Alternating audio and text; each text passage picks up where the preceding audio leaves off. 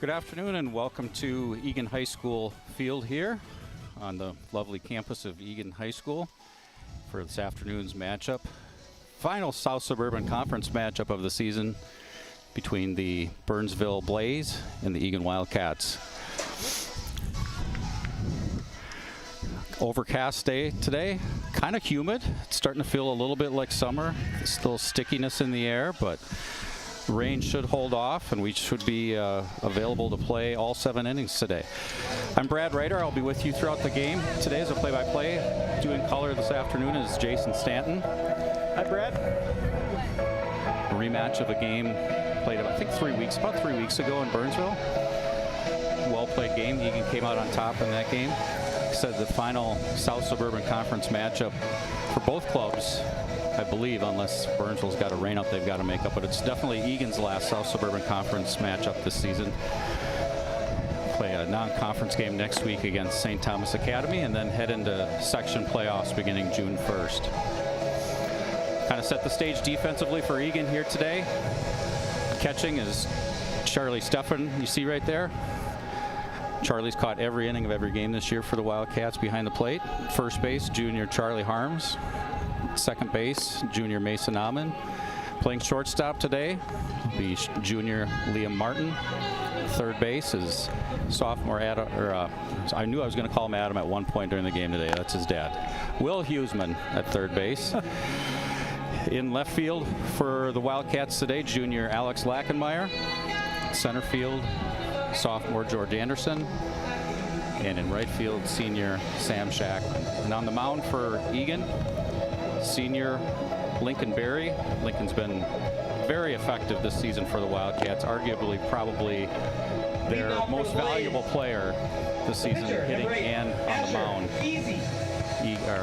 Berry's 5-0 on the season, 1.77 ERA. His last start was last Wednesday against Prior Lake. He threw a 3-hit shutout, 83 pitches, 58 strikes, struck out 3, only walked 1. And we're underway here at Eagan High School. Stepping in the box for Burnsville is today's starting pitcher, number 8, Asher Giese. He takes down low and outside for ball 1.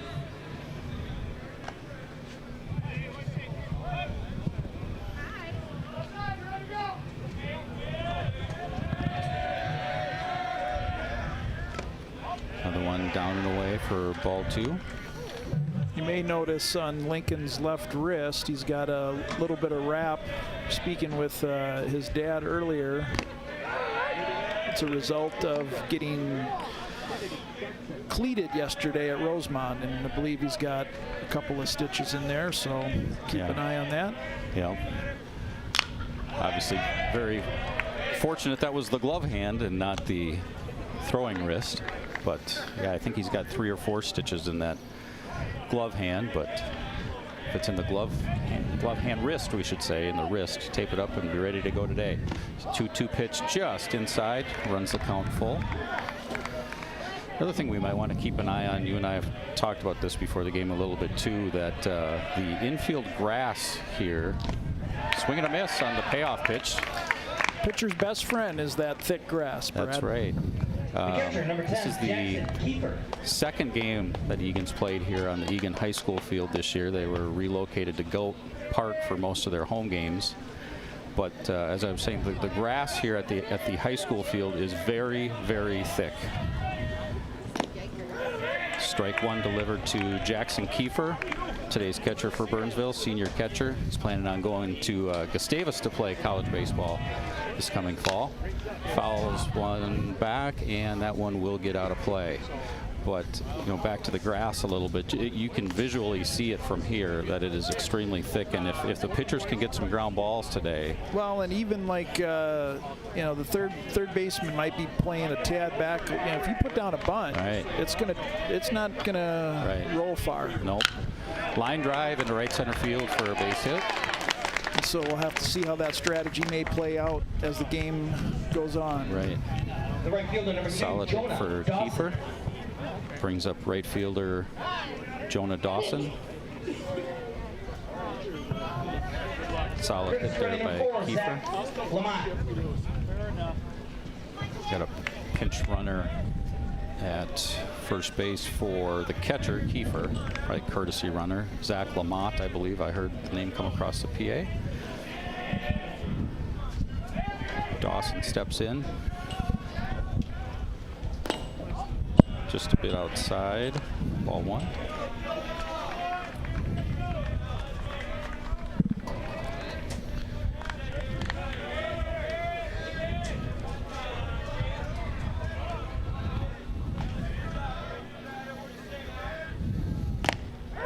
In there for strike 1, evens the count at 1-1.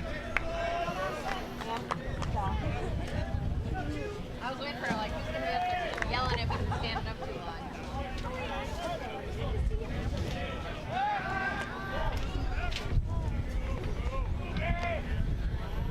Dawson hitting .207 on the season. He's drawn 10 walks, so his on-base percentage is fairly high, despite the .207 average. Driven in 9, tied for the team lead in RBI, as you would expect the number 3 hitter to be.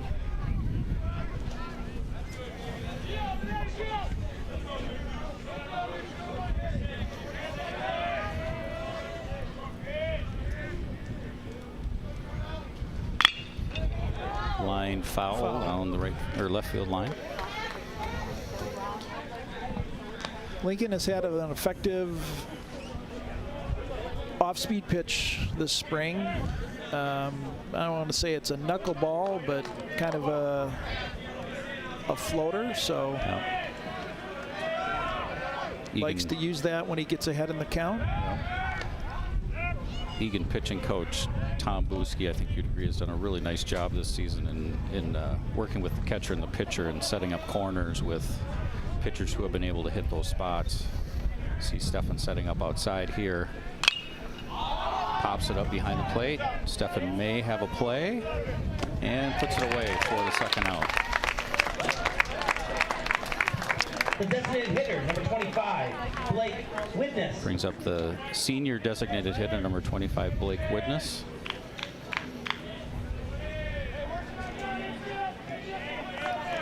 Somewhat familiar with Blake from my son playing a little town ball, or not town ball, club ball with him. Blake, though, hasn't seen a lot of action this spring. This is only his second plate appearance of the season. I believe he pinch hit in the game a couple weeks ago against Eagan, so he's only played in the 2 Eagan games this year. Still looking for his first hit.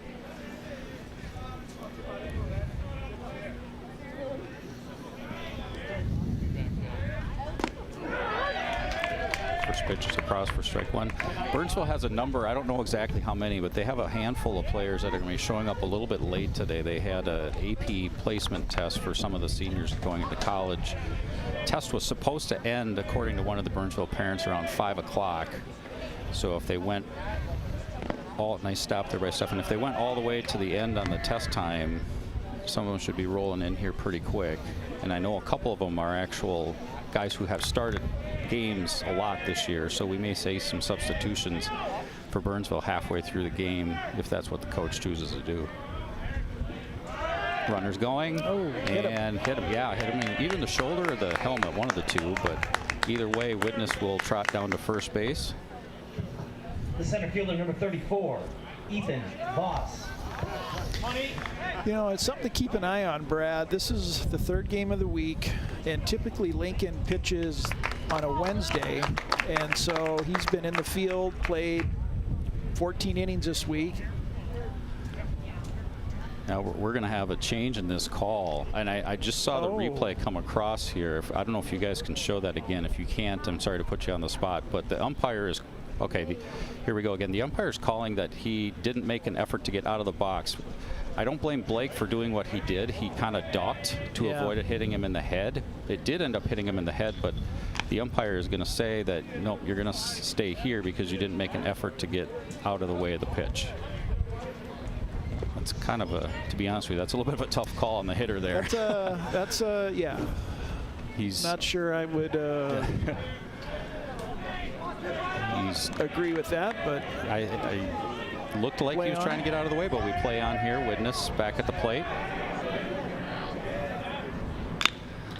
Lines one soft liner right at the third baseman Huseman puts it away for the final out. So no damage in the top of the first for Burnsville. Eagan coming up in the bottom of the first. No errors and 1 left down.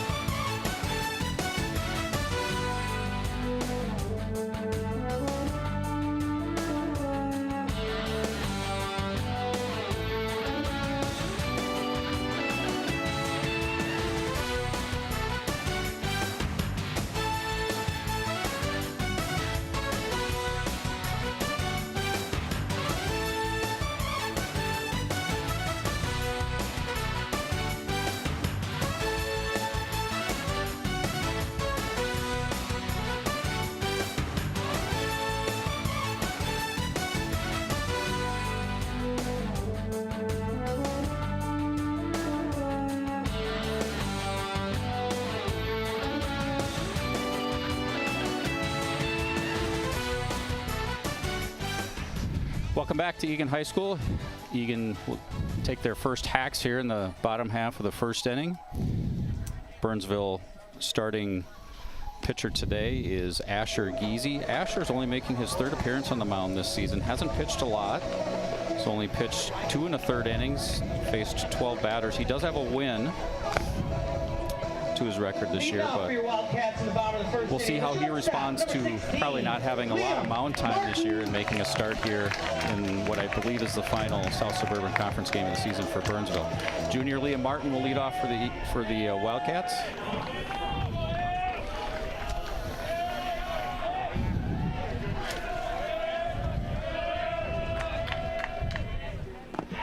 Down low for ball 1. Martin had been hitting a lot in the 3-hole this season, but moved up the last couple games to lead off. Called strike 1. Try to get his on-base percentage is decent. He's hitting .269. On-base percentage is .365. So try to slide guys up toward the top of the order who have been getting on base a little bit more. Called strike 2. Wildcat offense has been struggling as of late, so Coach Butler is trying to find the lineup that generates a little bit more offense. Right. The second baseman, number 5, Mason Ahmed. Seven games in a row with 5 hits or less. That was a nice couple of good fastballs and then a breaking ball. Nice pitch. Yep. Second baseman, junior Mason Ahmed, takes outside for ball 1. You mentioned the offense has been struggling a little bit lately. Popped up down the left field line.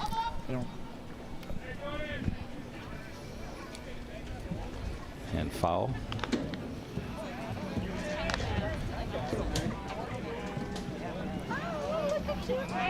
Early in the season, Eagan was able to piece together some of those hits within certain innings to come up with what they call, crooked number type of innings to get them through. But those hits have been spaced out a little bit more over recent games. Like I mentioned, we had 7 straight games here with 5 hits or less, and that's obviously going to have to be something that changes as we head into section playoffs.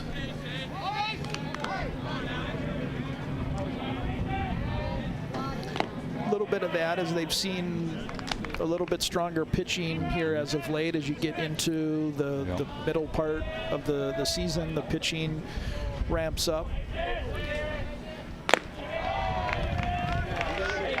Ahmed runs the count full.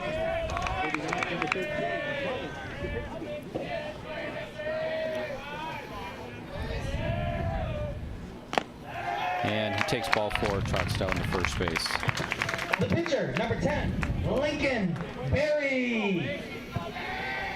I don't know if it's just me, but Doesn't it seem that when Lincoln has been pitching this year, his hitting has been a couple of triples, I believe, when he's actually pitched. Yeah. You know, one of the games I did here, not here, but in Apple Valley when Lincoln pitched that game, he had a home run, a triple, and a double in that game. Right. So you may be onto something, even though we didn't research that before the game. I think you might be right. I think he's been a little bit more dialed in at the plate in the games that he's pitched.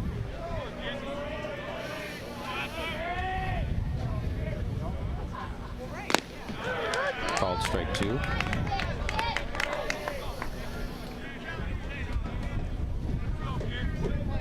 I bet you if we made a jaunt up the steps to his dad, he may have those numbers at the ready for us, but we'll save that for later if we need it.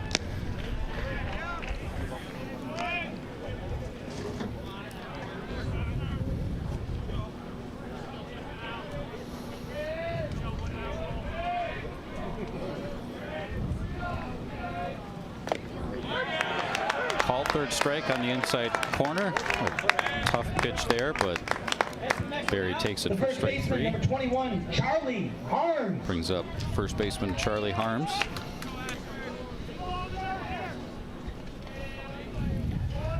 Harms leading the Wildcats in average and on-base percentage this year. He had a stretch about midway through the season, maybe early in the season, where he had 9 straight hits and 9 straight plate appearances, which obviously would, in a short season like we have, beef up your average pretty good. But he's still hitting 400 on base percentage, is over 500.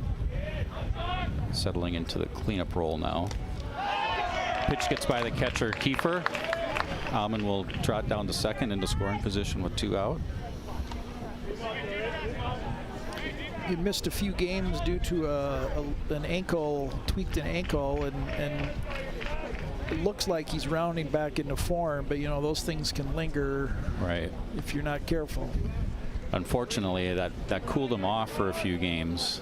That he was running red hot before that ankle injury. But like you said, he had a hit yesterday, nice hit in Rosemount. Looks like he's getting his stroke back now. Here's a 2-hopper to second. Should be an easy play on to first, and Wildcats are retired after 4 hitters come up in the bottom of the first. So we head to the second inning, no score. No hits, no errors, and 1 left out.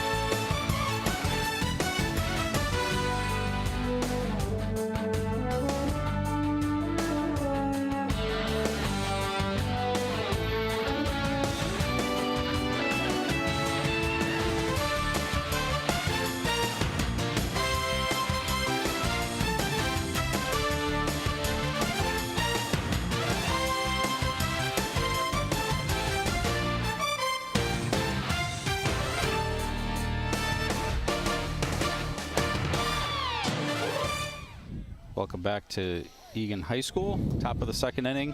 Leading off for Burnsville is senior Ethan Voss. Takes one at the knees from senior right-hander for Eagan, Lincolnberry, for strike 1. Ethan playing center field today.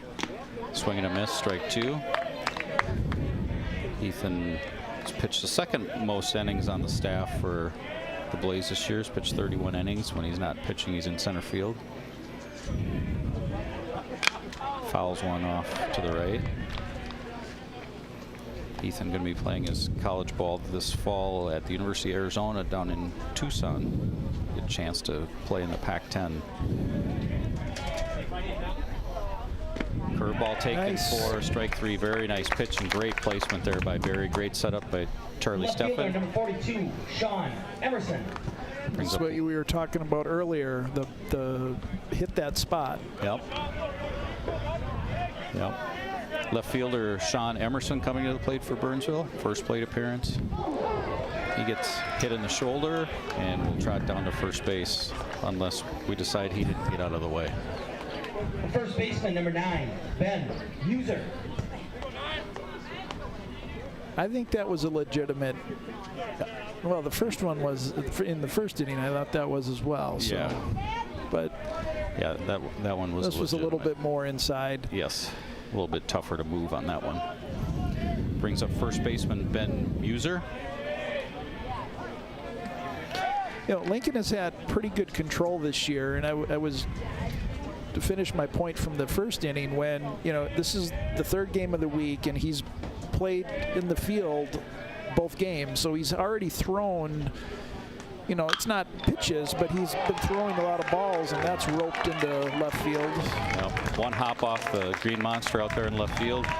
Muser will cruise into second base with a double. Emerson slides into third base, so the Blaze come up with the game's first real threat here with runners on second and third and one away. Nothing cheap about this. Muser got hips turned, drilled it, one hop off the wall.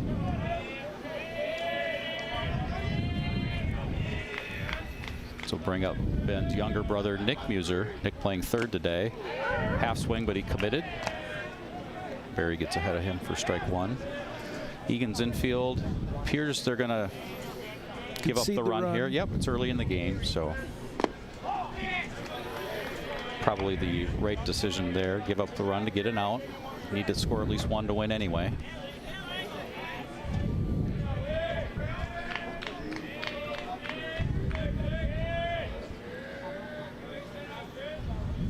A little bit inside, 2-1. Haven't talked much about the wind. I don't know it'll be a huge factor, but it is blowing out toward left. You look at the flag out in left center a little bit. Curveball drops in there for strike 2.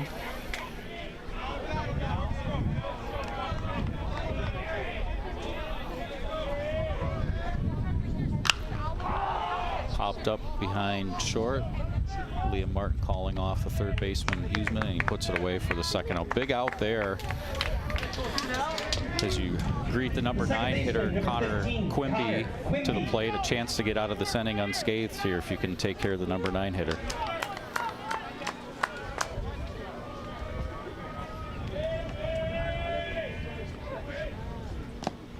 Comes a little bit inside for ball 1.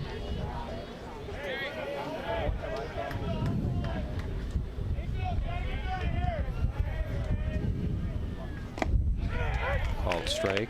I know it's really early in the game, but when you're struggling to score runs, you really don't want to give up 1 or 2 early. No. Foul back, so getting out of this would be big. And the Wildcats have been on the right side of many 1-0, 2-1 games where they haven't scored a lot, but they're, like you said, they've had excellent pitching right there. Yep, big out there. Strikeout to end the inning. So no damage in that half of the inning for Burnsville. Eagan will come to plate in the bottom of the second in a game with no score yet.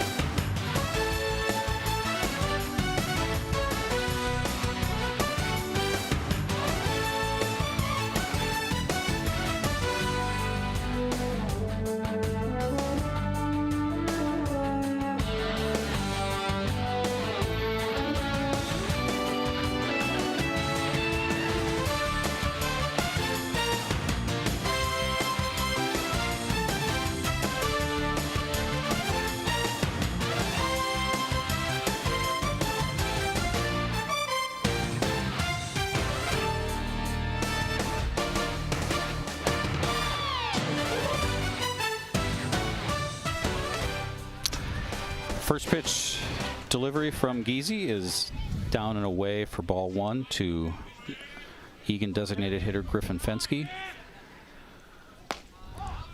Takes, I guess, a little bit outside for ball 2. Fenske is DHing for the center fielder George Anderson today. Both Anderson and Fenske are both sophomores. And that one's down and away for ball 3.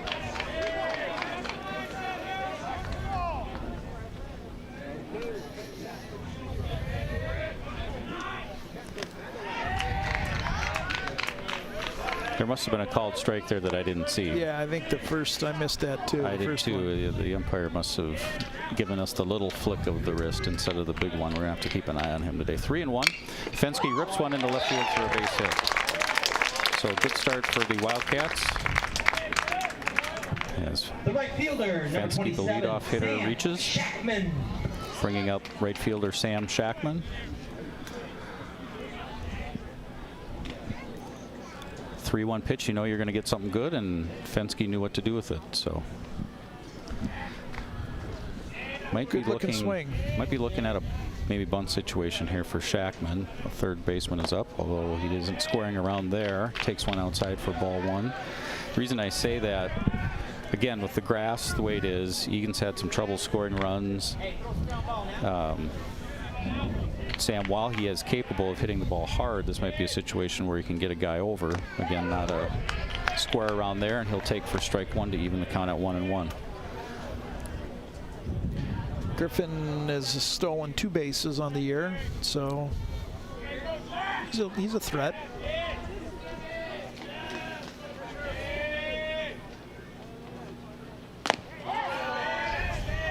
Takes a little bit upstairs for ball 2.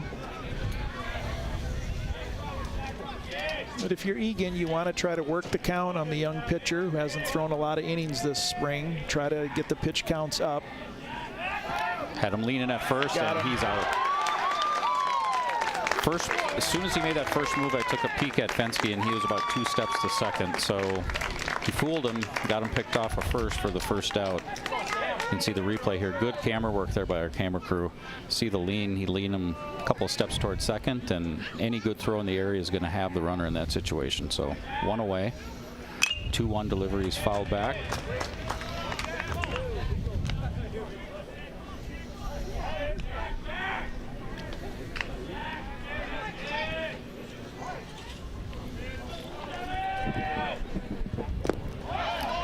Two is down low, runs the count full.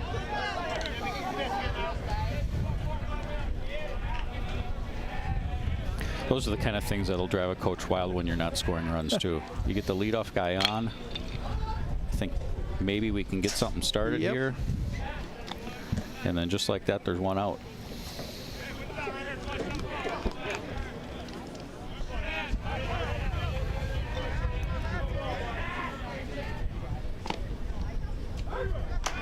Called strike 3.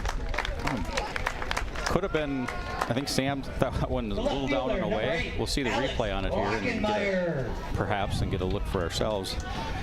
Might have been one of those too close to take though. That'll bring up left fielder Alex Lachenmeyer, hitting 7th in the order today. Takes a curveball across for strike 1.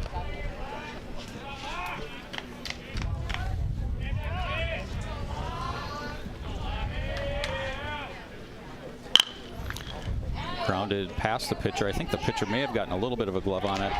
Lachenmeyer beats it out for an infield hit.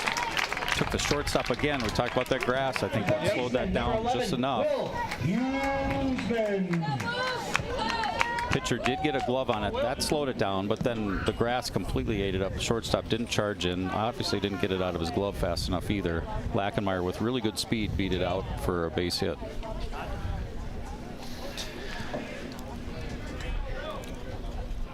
Tendency from Eagan this year has been to try to steal a lot with 2 outs, and Lachenmeyer has 9 stolen bases, so he's got some speed. See what Coach Butler decides here. Maybe a hit and run. Sophomore Will Huseman, third baseman at the plate, takes strike 1. There goes on cue. There goes Lachenmeyer, fouled back. Not sure if that was a hit and run or if it was just a good pitch Huseman wanted to swing at, but Lachenmeyer got a decent jump there. Burnsville catcher Jackson Kiefer, I'm a little familiar with him too. He's got a decent arm, accurate. 0-2 is a bit outside.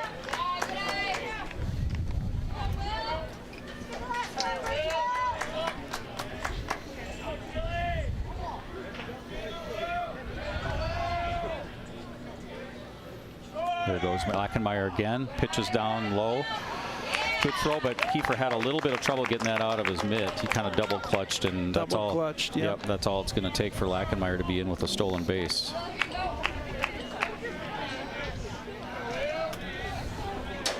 We got a runner in scoring position now with 2 out. Huseman looking for an RBI. Get the Wildcats on the board.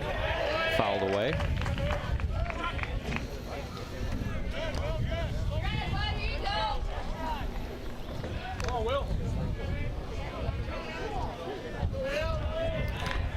Will Singh his first action this week.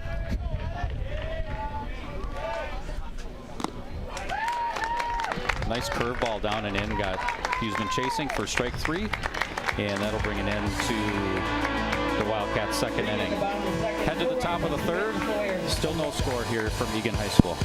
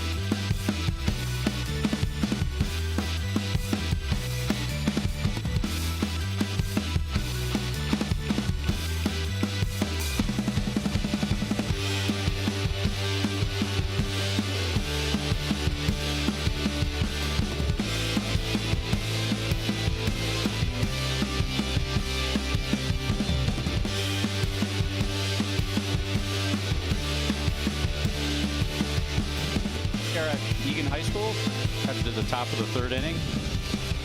Both teams have had little mini threats. I guess Burnsville's threat last inning was more than mini. They had 2nd and 3rd and 1 out. Barry was able to get a pop-up to short and a strikeout to wiggle out of that threat. Burnsville will bring up the top of the order here to start the 3rd inning. Pitcher Asher Giese will lead off. He struck out on a full count pitch his first time up. First pitch is down and away for ball 1.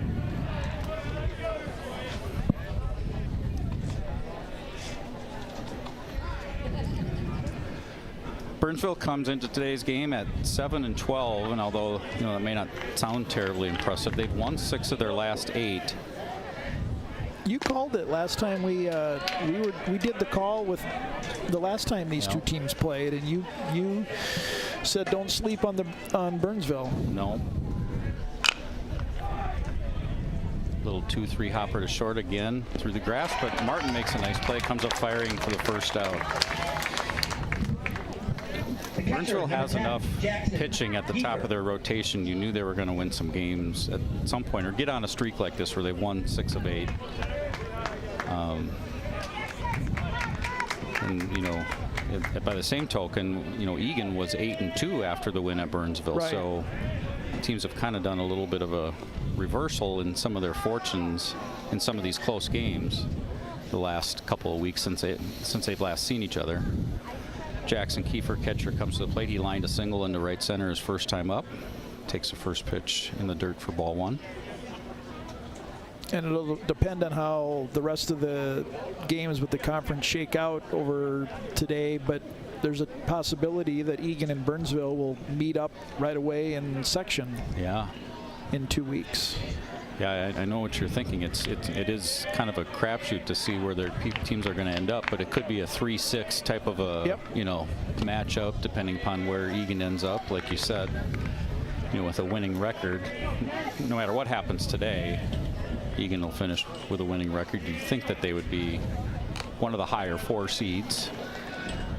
But in Burnsville, where they're at, they could be in that 4, that 5-6 area. You're right. We could see a 3-6 type of a matchup on June 1st in sections too. 3-0 pitch taken for strike 1. And then it gets down to what you're talking about, where you're going to see teams' top pitchers right out of the chute.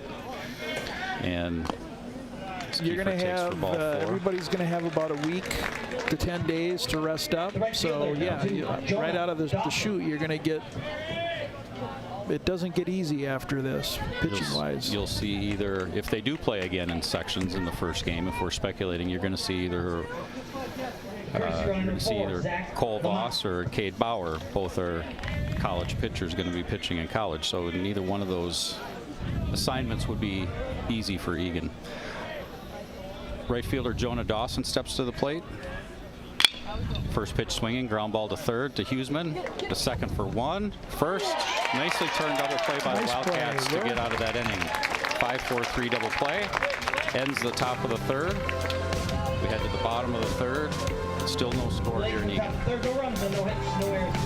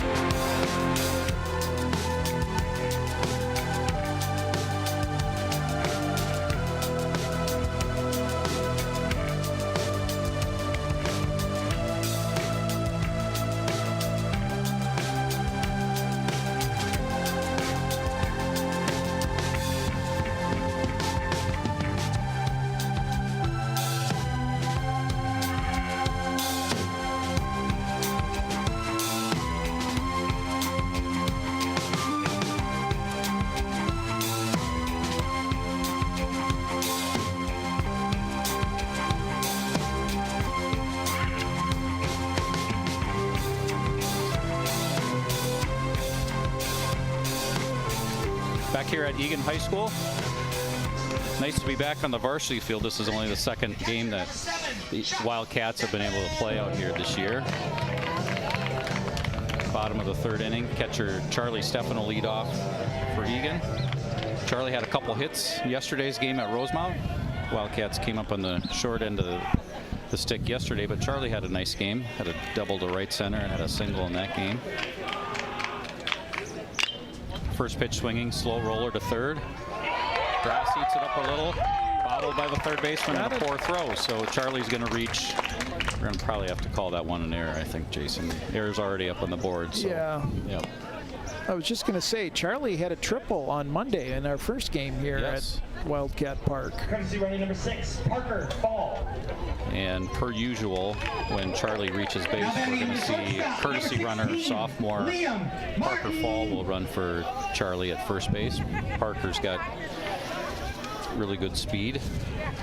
Parker has only stolen a couple of bases, but he's been used in a lot of these situations, all of them actually for Stefan. Whenever Stefan reaches, he's been the pinch runner, so he's a threat to go. And he goes on the first pitch. Martin squares around a bunt. And safe at second base. Throw beat the runner by a little bit, but it was just off to the left field side, just enough so the tag couldn't come back across and sweep to get Parker Fall. He had a good jump. Throw was just a bit off the mark, though. Yep, he beat it. And he beat it in there for third stolen base of the season.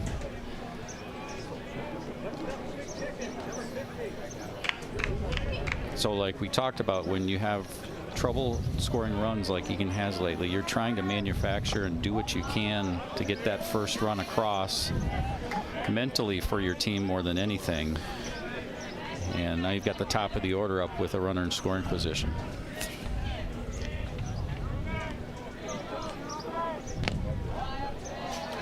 Outside for ball 3.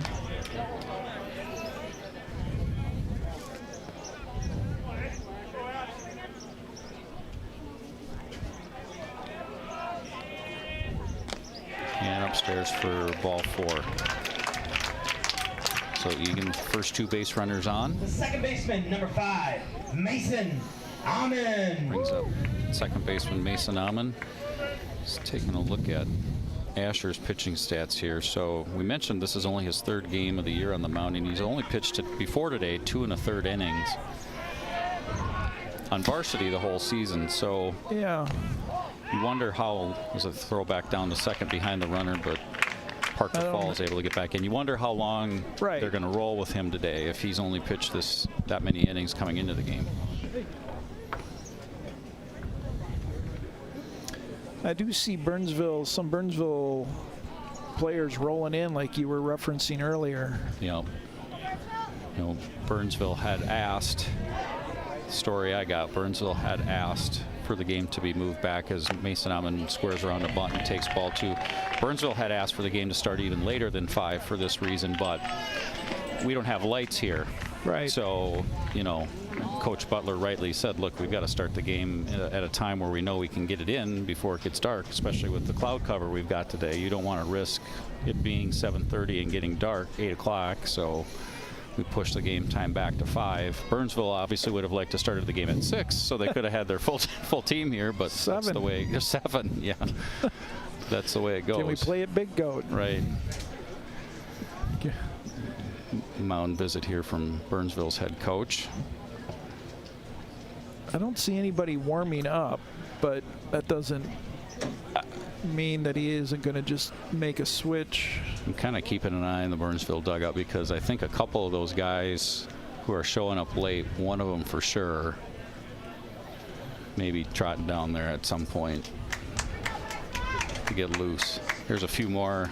I know the cameras can't pick it up, but there's a few more walking in by our TV truck down there too. So as we referenced, some of their regulars anyway, getting to the game late because of AP placement tests at school. Amon squares around the bunt and takes strike 1.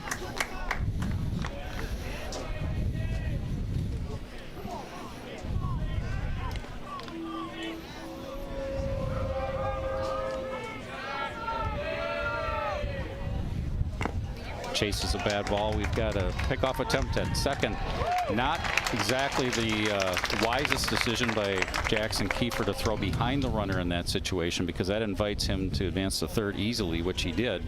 I think there was a sign miss, Brad, because Liam was running at first, and the runner on second wasn't. So that would explain too, maybe, if there was a missed sign, why Mason Amon swung at a ball that was in the dirt. That may have been a hit and run that might have been missed by Parker Fall.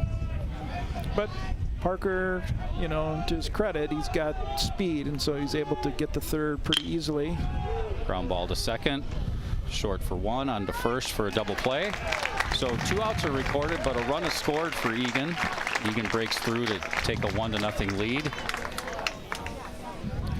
Not sure if you like the 2 outs, but you like getting on the board first, so you'll take that mental error by Burnsville's catcher throwing behind the runner in that situation, which will allow the runner to go to third and then score on the double play.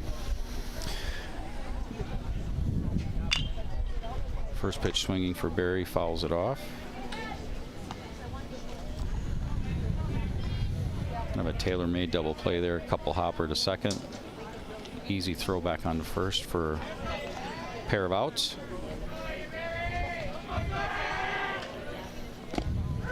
Taken for strike 2.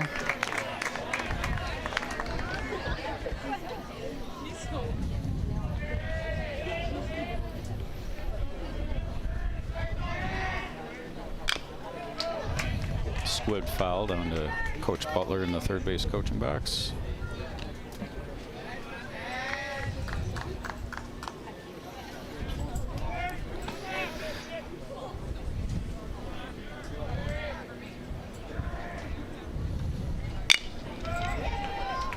chopper to the backhand side of the second baseman.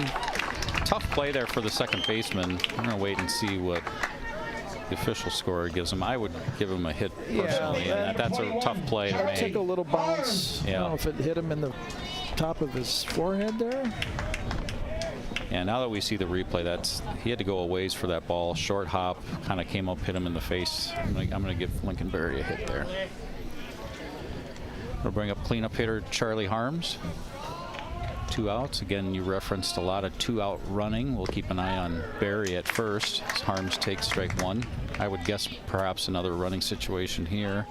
Barry stolen 7 bases so far this season. And Sam for the pitcher. Yep. On cue, we get a little bit more speed out there. Sam Martin, senior Sam Martin, who has been used a couple times in this situation. Sam's a pitcher, but Sam has got some decent speed, so keep an eye on that runner. He may be off in one of these next few pitches, given the opportunity. Getting a big lead at first.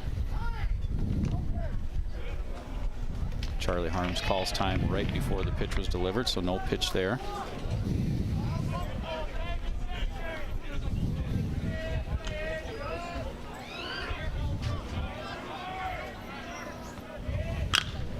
Harms connects well into left center field. That's going to get by the center fielder. Bounce toward the wall. Martin wheeling around third. He's going to score easily. Eagan's second run of the inning as Charlie Harms cruises into second with a 2-out double.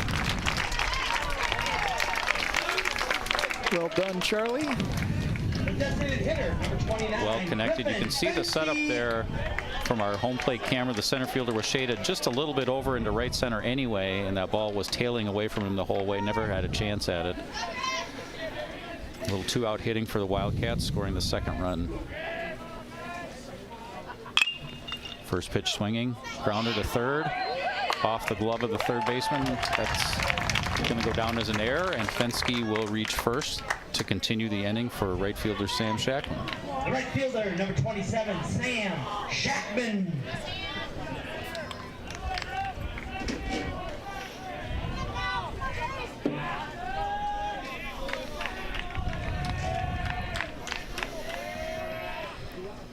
Got a little activity down in the Burnsville.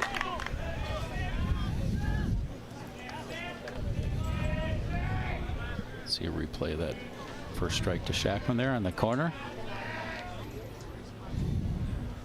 A little upstairs for ball 1.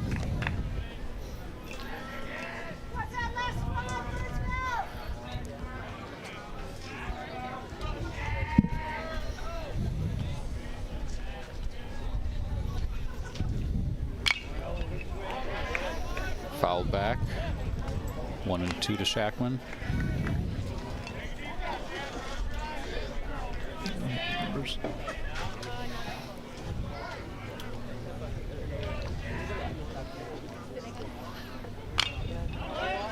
Shackman fights off that inside pitch to have the count remain at 1-2.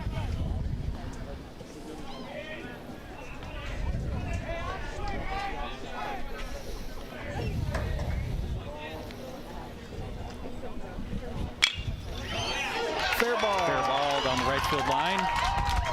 That's going to score at least 1. Second runner is going to be held at third. Shackman stays at first. Now throw behind to third base. Fenske was off the bag a little bit in the rundown. Kiefer, and tagged out is Fenske. So the run will count. That would give Eagan 3 runs on the inning, and give Shackman credit for a single down the right field line. Single just inside the first baseline, and you can see the thick grass, as we've alluded to, just stop that ball.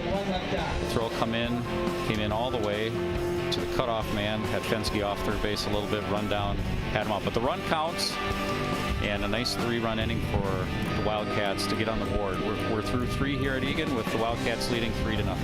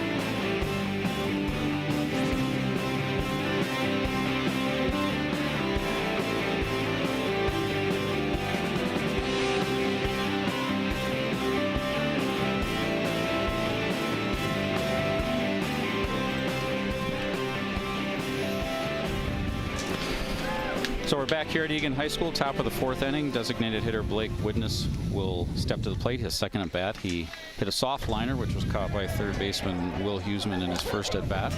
Fouled back, and he's in an 0-2 hole from Wildcat starter Lincoln Berry. Has to feel a little bit better walking out to the mound for the 4th inning, seeing that 3 up on the scoreboard for Eagan. It's good to see a little 2-out rally. There was, solid hits that we haven't seen for a couple of games. So, about to say it's been a while since we've seen a crooked number. Good to see Sam get a hit. This game is just a matter of inches. We always say that about baseball, and he was able to poke it out there in the right field. Just maybe an inch or 2 inside that first base line. Called third strike. Lincoln Berry gets a 4th inning off to a good start with a strikeout of the cleanup hitter. 34, Ethan Boss. We'll bring up center fielder Ethan Boss. Nice break on the inside corner. Wasn't where Stefan was set up, but it's a strike nonetheless across the plate. So Boss, first pitch swinging, fouls it back. He's had command of that curveball again today. Yep.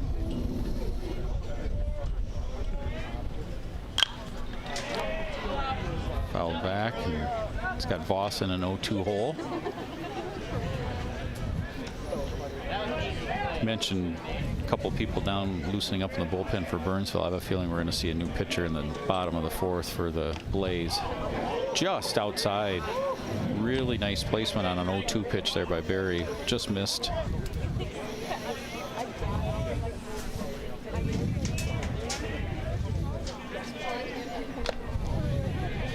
Camera got a little shot there of number 21 for the Blaze. Let's see if I can scramble and find who that is. That's Cade Bauer warming up for the Blaze. Little slow roller to Will Huseman at third.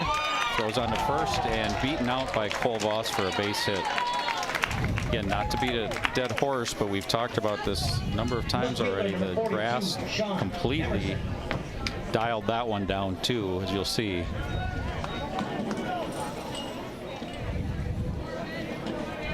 Close, very close play at first. Yeah, could have probably gone either way. I had thought maybe the. Yeah, he was safe. Good call there by the umpire. It was a bang play, and it looks like he got it right. Not that the ump was going to ask you and I, but. Or anybody else, really, for that matter. Yeah, we come over and see the replay. I'm trying to count how many times either a parent, a fan, or a coach has changed an umpire's call over all the years I've watched baseball, and I don't think I have to count past maybe one of my fingers to come up with the answer to that one. Well, we did see one yesterday at the Rosemont, the Balk, the first inning, which was that was unique. Call, but you're right, it's rare. It's very rare. Throw to first. Voss is back. We referenced who was warming up down in the bullpen. That's senior Cade Bauer, who hasn't pitched a ton of innings, but he is a very effective pitcher when he has pitched. He's the Blaze's starting shortstop on most games, and he was one of the kids who was taking the AC placement test and just got here maybe 10 minutes ago. And, not to play the what-if game, but we've seen a couple of balls hit to that side of the infield where Cade would have been that haven't been fielded cleanly. Pickoff attempt at first. Ooh. Very close play at first. Back safely, though, as a runner. So it appears. Take a look at this one. See how close of a play this was. Harms with a sweep tag over.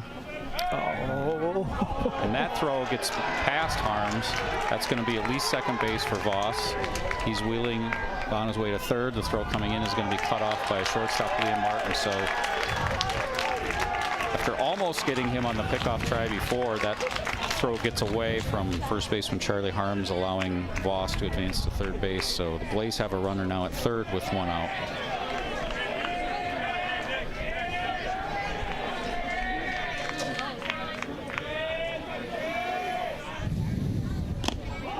Takes upstairs for ball 2. Here's the play again at first. Pickoff throw. Good throw. Looked like it just went off the tip of Harm's glove and got away from him. Curveball hit his elbow, hit the elbow of Sean Emerson, so he trots down to first. The first baseman, number 9, Ben Muser. Brings up first baseman Ben Muser. It's the second time Emerson's been hit by a pitch in the game today. Muser's got to be feeling good as he walks to the plate. He, in his first at bat, hit a frozen rope, one hopper off the left field wall. He's got a couple runners out there that maybe looking to break through on the scoreboard for Burnsville here.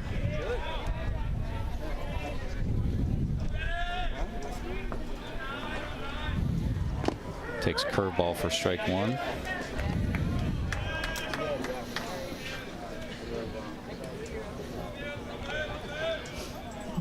If you're Burnsville, you want to get it at least a run here. You don't want to Got him picked off at first base. And nice move from third to first by Barry there. I think that was another missed sign, Brad. Yep. Because he started breaking to second. As soon as Barry picks up his leg, that runner's starting to second. That's an error on the runner, obviously. You got to wait till that ball's delivered home before you make that move. And that really hurts, because now you got 2 outs and the guy on third base. Now you're counting on a base hit or a wild pitch, like I was just about to say that. I teed it up, although that was off the top of Stefan's glove. Looked like it could have been caught. Ball goes back to the backstop, and there's your run, Jason. You're talking about making sure you get at least one across in that situation, and they do, to cut the lead to 3-1.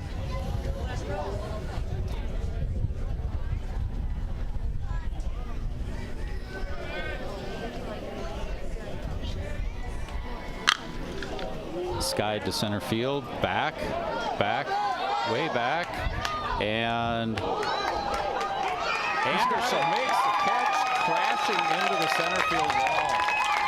What a catch by George Anderson. And now the concern is he okay? He was okay enough to hold up his glove that he made the catch. What an incredible catch by George Anderson.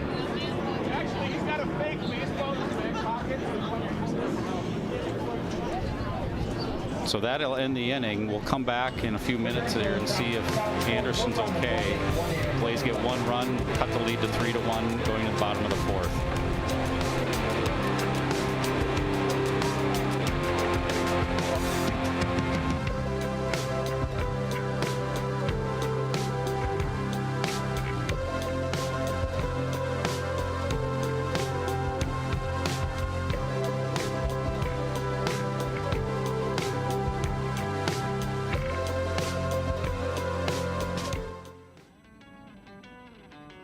For me to get tested every 2 weeks so that I can have a graduation this spring is most important to me.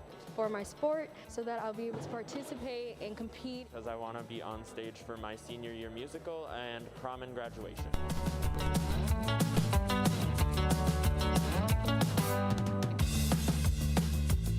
This program, to get students testing when they're asymptomatic, increases the likelihood that we catch some of that very small percentage of students that test positive and eliminate the huge disruption for that co-curricular activity or that school day.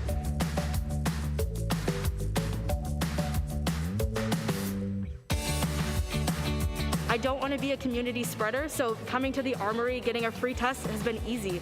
And it makes sure that I'm staying safe as well as keeping my friends safe. We want to be back in person, and we need to work together to get to that point.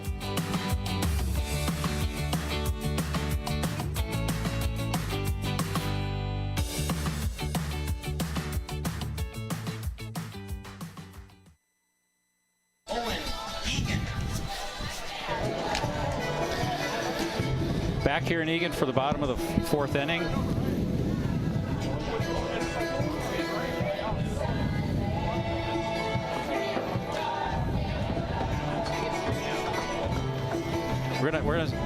We're we're going to see a replay on that catch. This is one of the more incredible high school catches you're going to see, and I'm not underestimating this. Anderson at full speed, not even caring about where the wall is.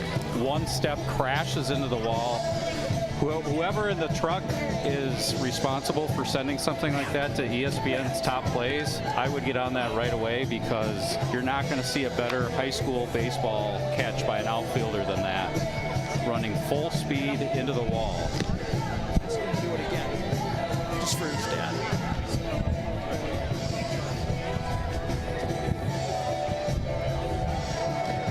Leading off for Eagan in the We're going to see that one more time. Fielder, number 8, Alex. Like I said, this is one of the more incredible high school catches you're going to see.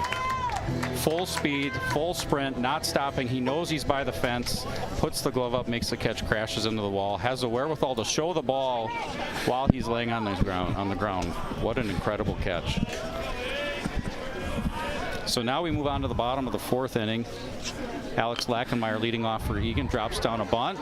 Good idea, but the ball may have hit him in the box. Okay, so we're going to call that a foul ball for strike 1 for Lachenmeyer. We've got a new pitcher in the game for Burnsville, left-hander number 12, Owen Eagan, comes into the game. Get you Eagan's stats here in a second. He's making his 10th appearance in the season. Doesn't look like for making his 10th appearance, he hasn't pitched a lot of innings, 14 1/3 innings pitched.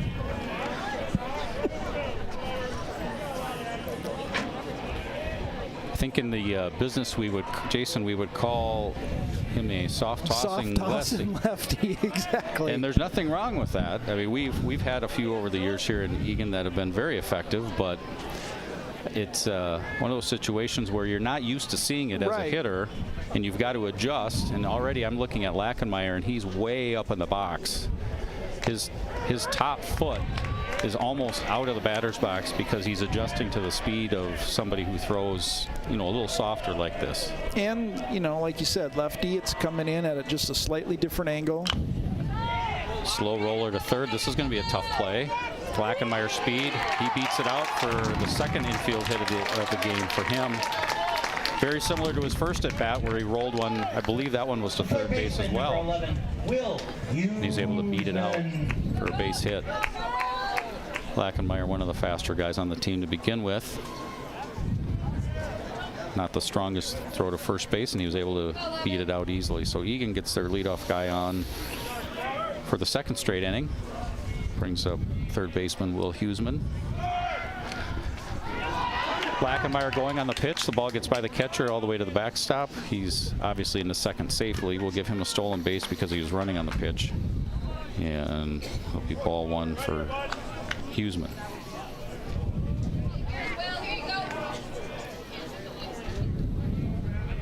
We'll see how long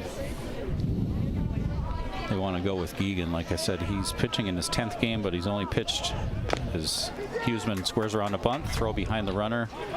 Huseman back safely, barely, but back safely, I should say. Lachenmeyer, not Huseman. Huseman squared around a bunt. We'll see how long they want to go with Eagan, because he's pitched in 10 games, but only pitched 14 innings, so. A little loose there on the base pads. We got to tighten that up. Yep. Catcher has a strong arm. Swing and a miss by Huseman. Evens count as 1 and 2. They said he offered at that bunt pitch, so he's in a hole here.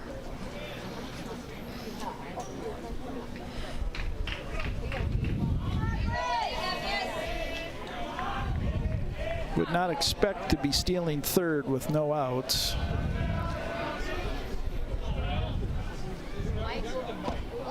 Down low, 2 and 2. It's a little easier throw for that catcher with a left-handed batter in the batter's box too to make the third. So probably hoping Will Huseman maybe at the worst can roll one over to second and advance that runner to third. Swing and a miss. Huseman down on strikes for the first out. The catcher, number 7, Chuck Steffen. Brings up catcher Chuck Steffen. He reached on an error in his first plate appearance in the bottom of the third. his courtesy runner, Parker Fall, came around to score Eagan's first run last inning. Takes down and away for ball 1.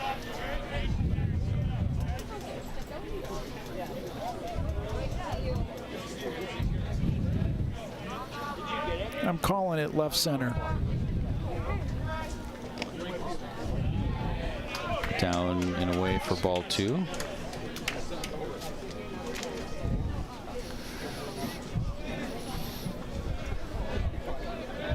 I have a feeling if he does connect, he will pull the ball, so I like your call. Takes, however, now for 3-0. We'll see if he's got the green light here or if he's taken a strike.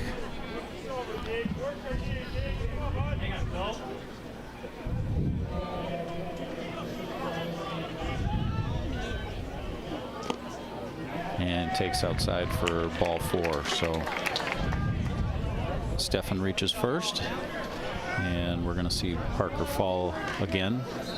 Second time today as a courtesy runner. Number 6, Parker Fall. It gets Eagan back to the top of the order, and shortstop Liam Martin.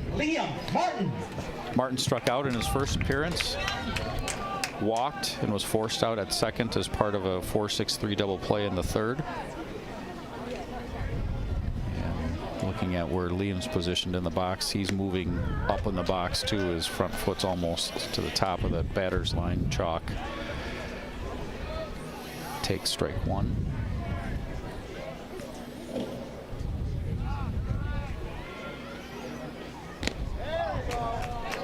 A little bit outside for ball 1.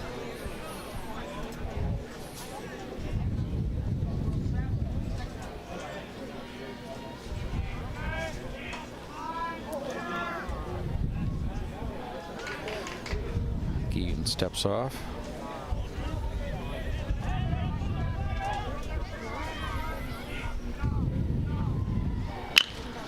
Grounded to the right side and through for a base hit. Comes Lackenmeyer around third. He's going to score, and that gives Eagan a 4-1 lead. Put it in the right place.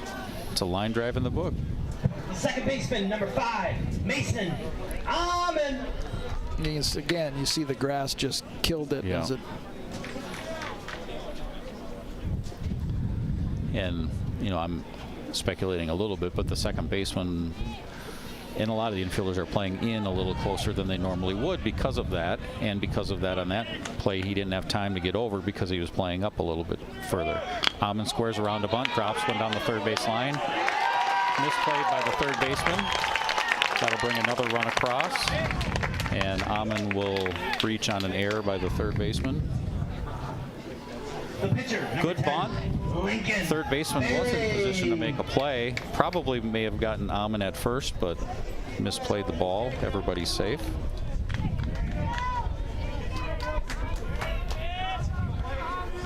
So Eagan's rally continues here. Lincoln Berry comes to the plate. First pitch swinging, fouls it back.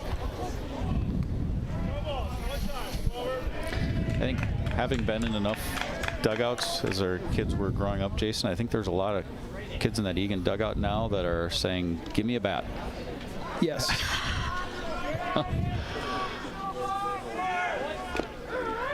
Runner goes, and under the tag is Liam Martin at third base. But with all due respect, we've also seen many instances where they think they can hit it. Right, exactly. And that's where we come back to. A guy like this can be very effective. Right. When you in this conference, when you see kids throwing 90, 90, 90 all the time, and when you're in the dugout and you're 16 or 17, it makes you feel like you want to get up there in a situation like this. If you're disciplined and, like I said, move up in the box a little bit and stay back, you'll be fine. But if you get out ahead of your skis a little bit, that could be trouble.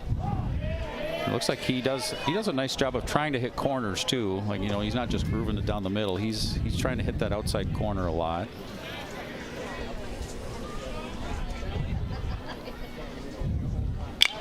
Barry swings away and fouls it back. You know, from a strategy standpoint, I wouldn't necessarily think that you would always steal with runners on first and second with one out, try to steal third. But I think the thought process is you've got one of your best hitters up in terms of power, get them moved up a base, and try to get 2 more in on anything to the outfield. Ground ball to second. Not going to be hard enough hit to make a play at home. So Martin trots across with the 6th run for Eagan. Barry retired at first, but an RBI on the ground out to second. Lincoln does his job and gets the run in. Now you still have a runner at third and a hit to the, and again, Charlie's been hitting the ball well, so another opportunity to add a run.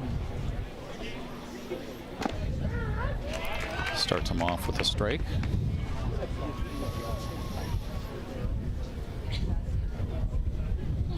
Then again, you and I aren't the manager.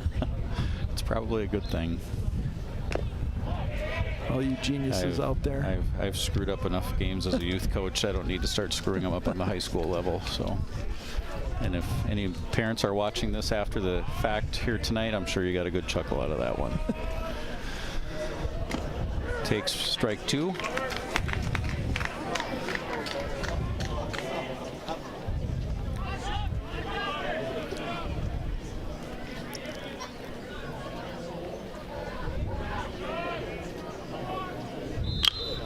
Waits on it, lifts it to left field. Nice piece of hitting there by Harms. You can see him wait back on that, but got under it just a bit. Fly out to left field.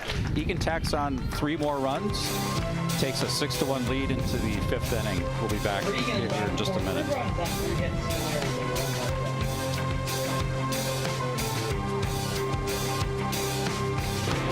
Adding trail plowing in Eagan this winter. This is Eagan Now from Eagan Television. Oh, I love it. It's just having the paths cleared is nice because I take these guys on walks every day pretty much all through the winter. We've responded to keep Eagan active and connected during COVID-19. We already plow more than 86 miles of trails after clearing the streets. When warm weather returns, we'll work on building more new trails. We have a 10-year bike and walking plan to connect Eagan. We are working to include everyone and have over 100 opportunities. We consider it where people live, work, play, shop, and use transit. One idea is a trail from Highway 13 and Silverbell Road to the river. Also, improved sidewalks near Denmark, Duckwood, and Town Center Drive. The city wants to reflect the priorities it heard from the community.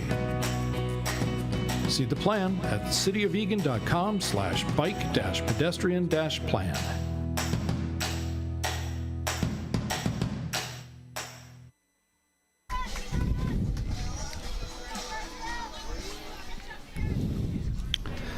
Back here at Eagan High School, top of the 5th inning. Eagan with a thus far comfortable 6-1 lead. Number 8 hitter Nick Muser leading off. He popped to shortstop his first time at bat. Swinging away. Pops one down the right field line. Almost tracked down by Harms. Goes in the books as a strike to even the count at 1-1. See replay here. Harms gets a good break on the ball. Swirling wind. Yeah, tough play. He'd probably tell you he thinks he should have had it, but it was a tough play running with your back to the infield like that.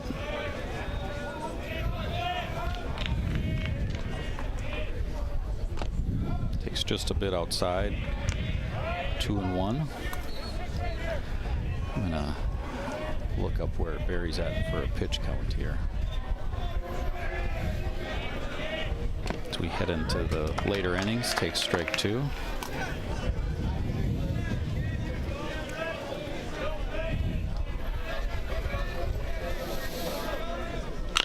That's been one of the strengths, is there's a pop-up to first of the Wildcats, is the bullpen hasn't had a lot of innings this year. The second baseman, number 15. Especially early in the year.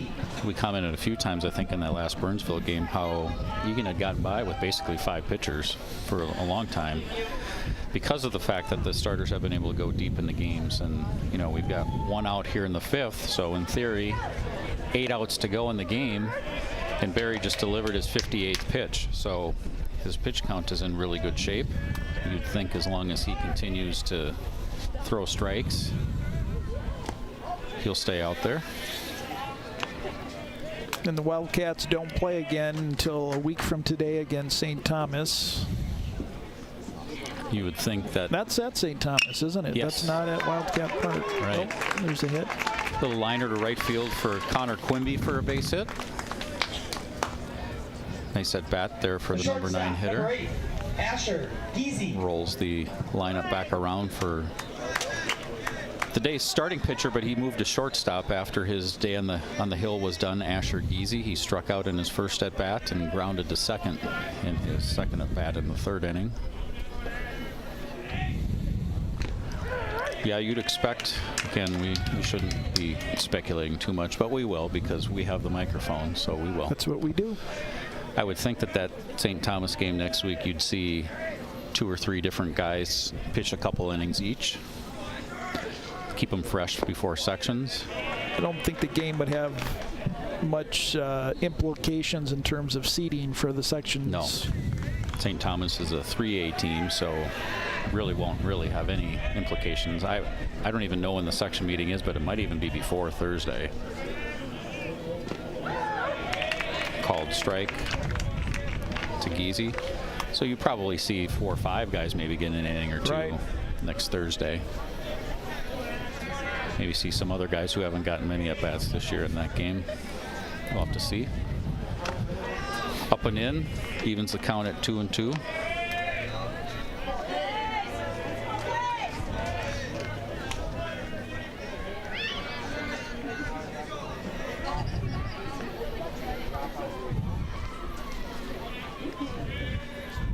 Really no reason to steal. You need just base runners. Yep. Soft liner to Mason Amon. He comes in and puts it away for the second out. The catcher, number 10, Jackson Kiefer.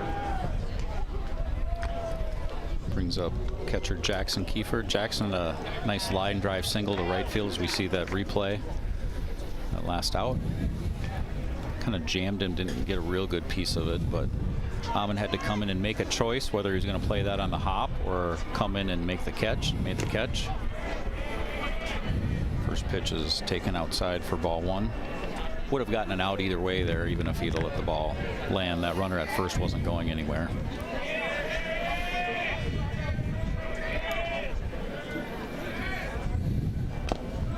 Swings over the top of that curveball. Evens the count at 1-1.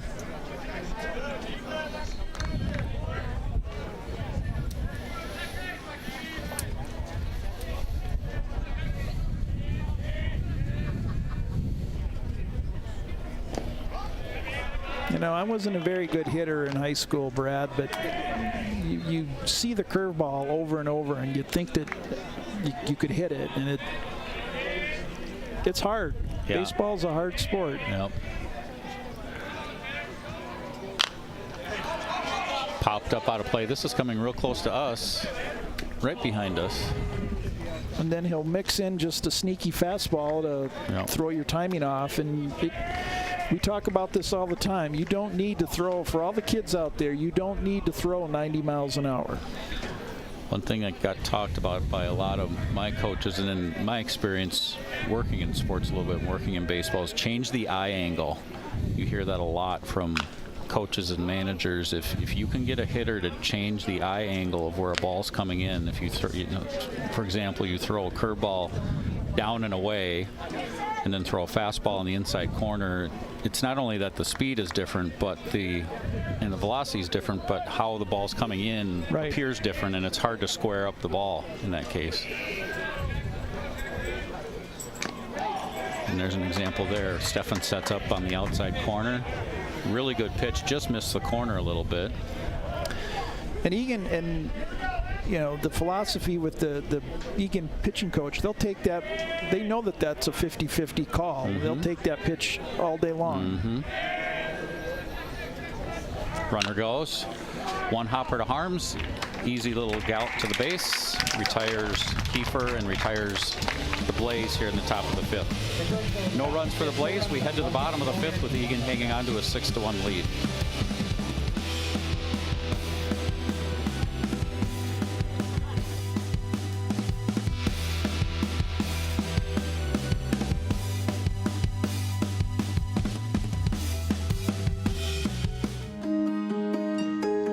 During the COVID-19 pandemic, parents have kept their children home to keep them safe. As a result, pediatric visits and vaccinations have been missed. Although the COVID-19 vaccine is not yet available to children, there are vaccinations available to prevent other serious illnesses. Now is a good time to check your child's records and schedule an appointment with their provider. To request your child's vaccination record, call 651-201-3980 or visit health.mn.gov/immunize. You are probably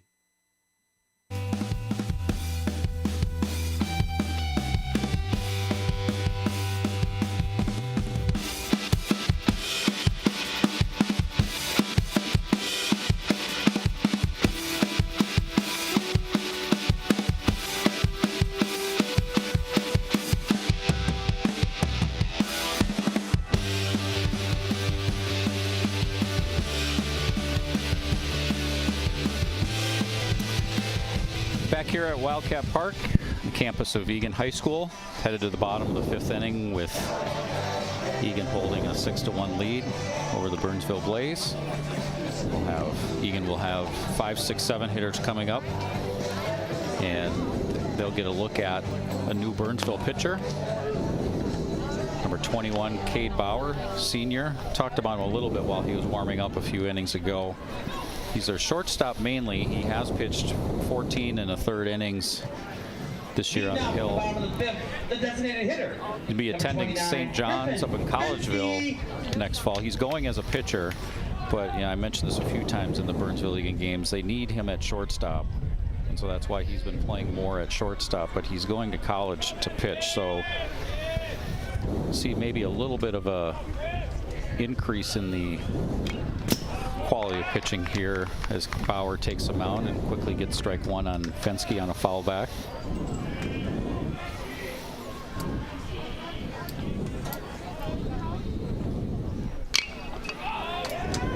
Fensky skies one to short center, called by the shortstop. He puts it away for the first out.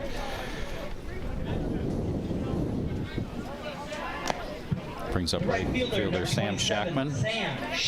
Shackman took a called third strike in the 2nd inning and then hit one just inside the first baseline in the 3rd inning, which scored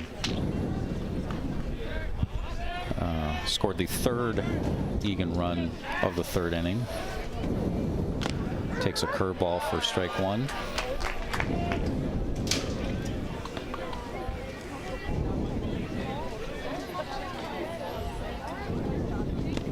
Takes a curveball for strike two.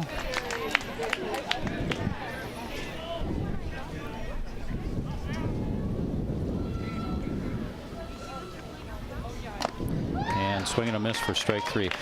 I know Cade's dad a little bit from club ball. I actually know him really well, and he was telling me before the game that Cade has got that pitcher's mentality where he wants to pitch more, but he understands where he's playing and why he's playing there.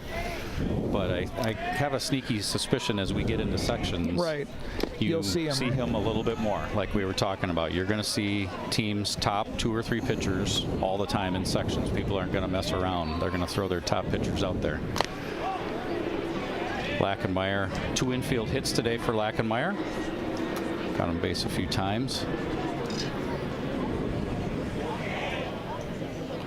Takes upstairs for 2 and 1.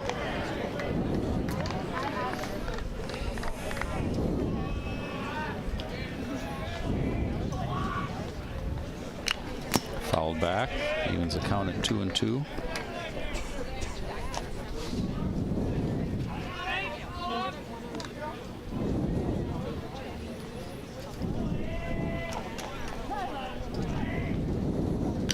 Fouled back again.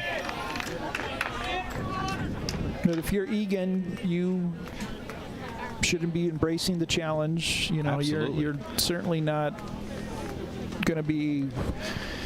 Coach Butler will. Oh, nice curveball. Very good curveball for strike three. We'll kind of continue on that point a little bit when we come back. We're through 5 innings here at Wildcat Stadium. Eagan holding a comfortable 6-1 lead.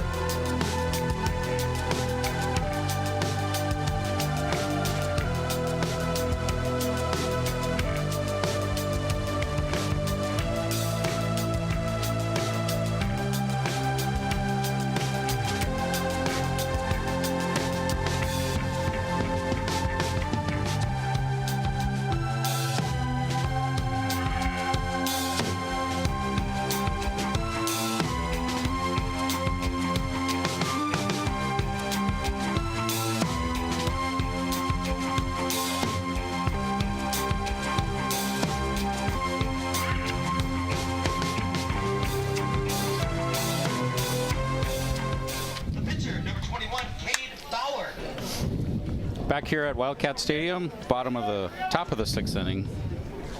Top of the sixth inning as the Blaze have 2 more chances to cut into the 6-1 lead. Jonah Dawson was the first hitter for the Blaze. Took a couple pitches and then hit a sharp grounder to third. Sophomore Will Huseman throws on to first for the first out.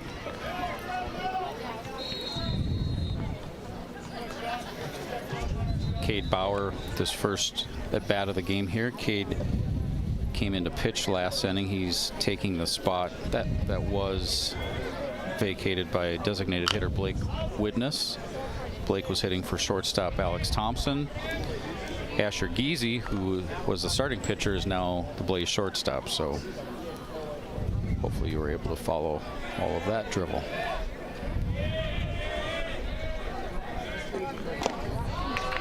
Swing and a miss by Bauer for strike 3. 2 quick outs for number 34, starter Lincoln Berry.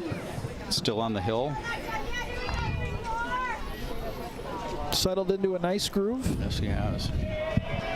Brings up center fielder Ethan Voss. Ethan struck out looking in the second, singled and scored Burnsville's only run in the fourth, and it appears he's going to be retired on a 1-3 putout. Very quick inning, very effective inning there for Lincoln Berry. 3 up, 3 down. We head to the bottom of the 6th. Eagan hanging on to a 6-1 lead.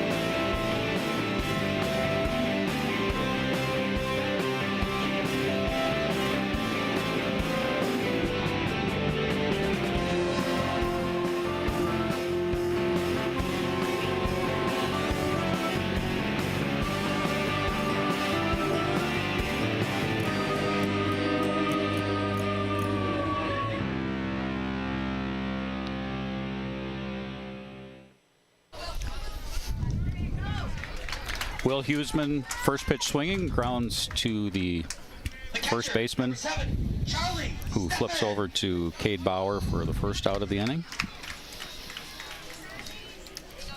Baseball can be a funny game, Brad. We've had, what, 3, I mean, how quickly, sometimes it can drag on, and then now we're throwing balls and getting quick outs.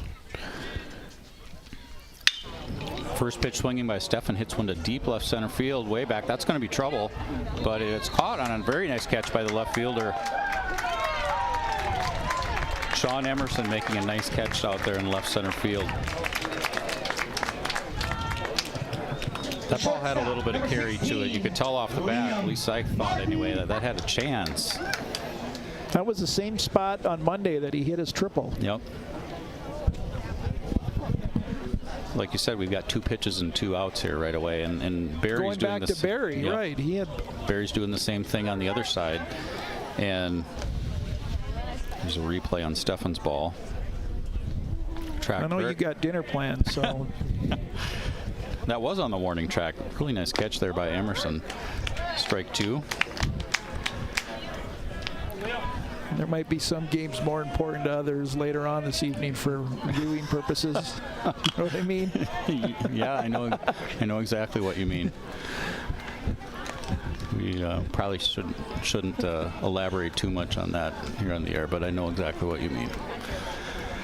0-2 here to Liam Martin. Martin singled, scored a run in the 4th, walked in the 3rd, struck out in the 1st, so Martin's 1 for 2 with a run scored today. But it kind of, the point is that if you get a pitcher out there who can throw strikes and be effective, move the game along real quickly, and the pitchers Burnsville had out there before Bauer, they did okay. They did a good job, but it's a different level when you see a guy out there that can start off with a curveball for strike 1 and then mix in a fastball in the corner for strike 2 and then paint the corner like that for strike 3. So another 3-up, 3-down inning for Bauer. We head to the top of the 7th, needing 3 outs for a Wildcat win. Eagan leading 6-1.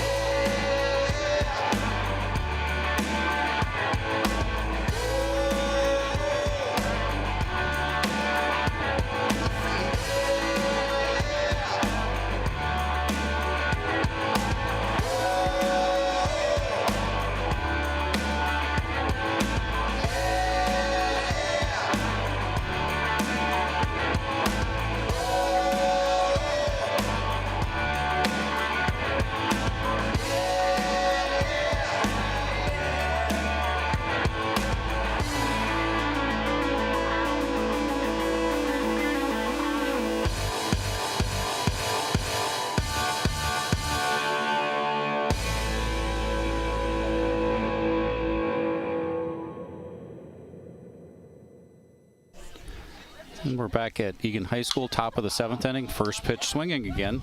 Left fielder Sean Emerson pops one up behind third. Third baseman Will Huseman puts it away for the first out.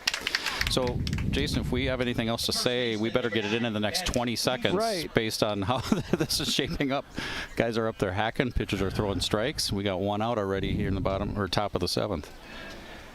We should probably just say thanks to all of the supporters for Wildcat Baseball. There's quite a few banners here at Wildcat Park, and I know we haven't, this is the only week we've been here, but we do appreciate all of the support, and thanks for coming on out. There's one right there. Nice work by our camera people to get a couple shots of those. We really do appreciate that support, and we wish we could have played more games here this year, but they'll be back with a full schedule here next year, and those banners will be up the full season. So if you're a local businessman out there, businesswoman, business out there who's looking to support Wildcat Baseball, get in touch with Eagan High School and say that you want to support Eagan Baseball with a banner out here at Wildcat Stadium. Popped up down the right field line by Muser. Shackman comes in, hauls it in for the second out. 2 away. Coming in number 4, Zach Lamont. Zach Lamont is going to pinch hit here for Nick next Muser. time you hear talking heads on ESPN or any of these cable outlets complain about the pace of games in baseball, tell them to come to a high school game. Right. High school or small college game. This is going to be a nice, tidy 90-minute pitcher's duel. Yep. This will be the 80th pitch for Barry here, again, to the point of throw strikes. Let him put the ball in play, strike 2. I was trying to very quickly come up with a number of how many outs he's recorded in the infield today. That would be pop-ups, strikeouts, ground balls. And I believe, if my scoring is correct, all of the outs except for I'm sorry, the fly out 2, the incredible catch by Anderson. And there's going to be another one, George. possibly He's going to end it. And final out of the game appropriately by George Anderson as he made that incredible catch earlier in the game in center field. Puts this one in the books for Eagan. Final score, 6-1. That moves Eagan's record to 13-6 overall, 13-5 in the conference. 1 game remaining in the regular season next Thursday at St. Thomas. And then we start section playoffs on June 1st. I want to thank everybody for joining. I want to thank Jason for joining us today, to offering some color. And we will see you on the next broadcast of Eagan Baseball here on ETV. Thank you.